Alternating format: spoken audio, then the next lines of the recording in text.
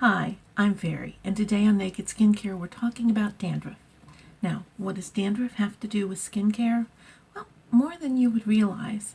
You see, dandruff ultimately is clumps of dead skin cells. We exfoliate all the time, and we've been talking about exfoliation, how important it is. It's a natural process that slows down as we age, and that aiding it through physical or chemical means can help renew our skin and keep it healthier. Well, that's not just true on our face, it's true on our whole body, and specifically our scalp. Now, most of the time when we are losing these dead skin cells in the course of a day, you don't even notice. But your hair, you have a lot of hair follicles, and with every hair follicle is a little pocket of sebum. This is the natural oil that our skin produces. It's very, very important.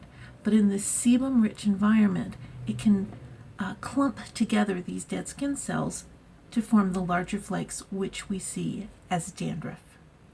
Now we know that certain types of anti-yeast or antifungal ingredients can help with dandruff, and thus we have shampoos like Head and Shoulders.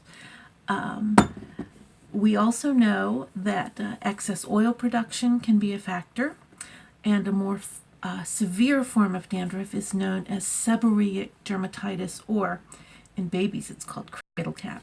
And I happen to struggle with this issue, and for that you can actually get a salicylic acid shampoo. This one is Neutrogena's T-Sal.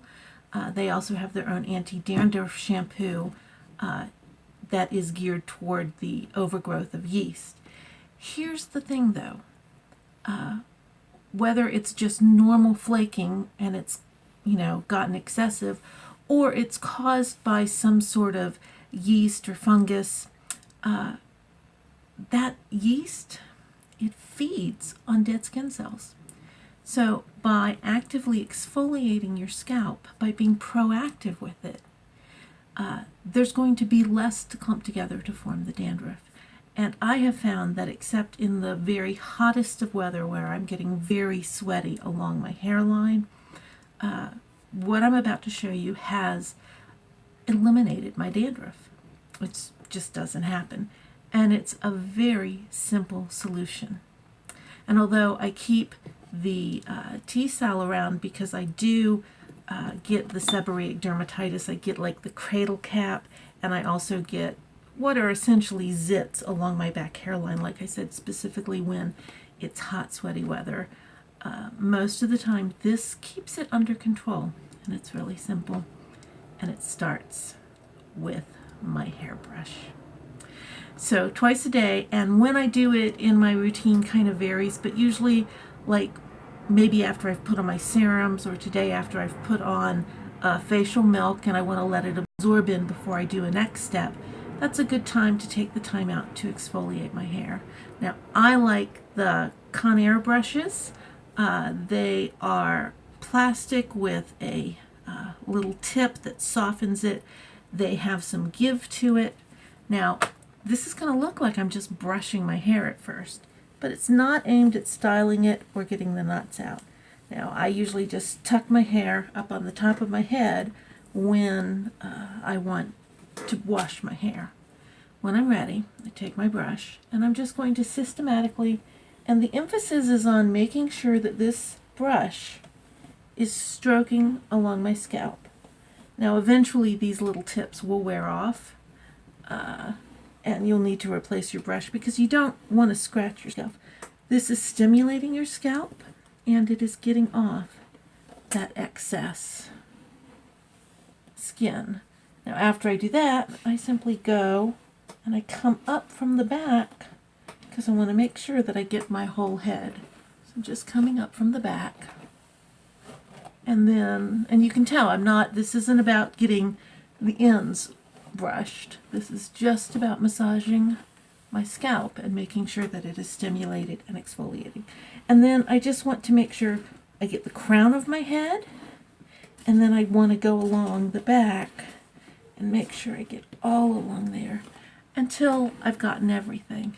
And then at that point, I can just continue to finish brushing my hair and usually at this point is when I'll put my hair up for the day.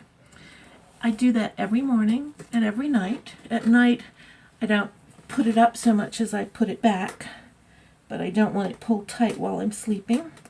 And if you do wear your hair regularly pulled back or in a ponytail like I do, you definitely want to vary how you, the height you keep it at and how much pressure, because doing the same pulling pattern on your hair can definitely cause some hair loss. But you just want to do that twice a day. It's very simple and very effective. Now, the other thing that it does in addition to helping to remove the dead skin cells is it also helps remove the hair, because every day you are shedding hair and growing new hair. Now, the second thing I do is you can buy these at a drugstore. I've seen them at the grocery store too, and online. They call these hair detanglers.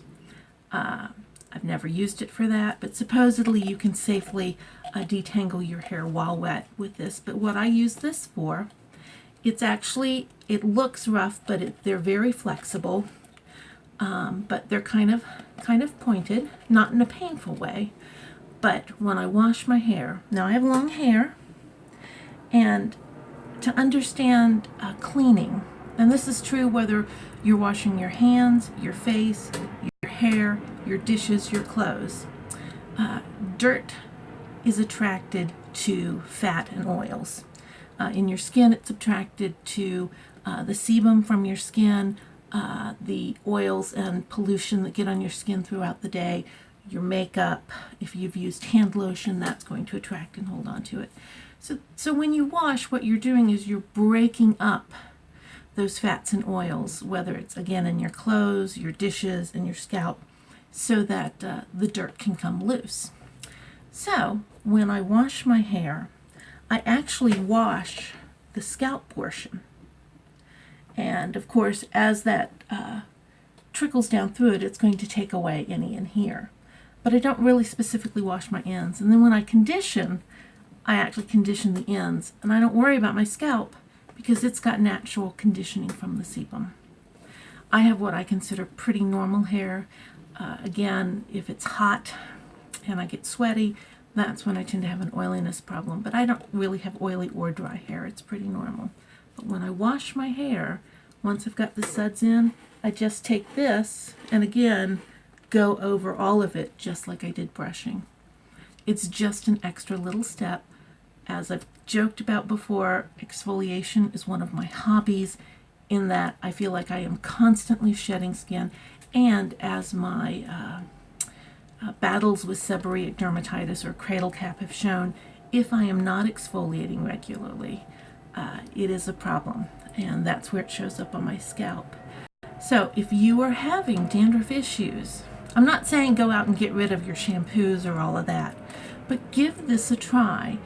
It's a very simple way. It's not going to go away overnight, but I think you will notice after a couple weeks that you will notice a noticeable reduction in your dandruff this way. And it's good for your scalp. And again, regular exfoliation is helping your skin cells renew. It's speeding up the process of renewal, and it's giving you a healthier scalp. And that's important because, as always, we need to remember that skincare is healthcare.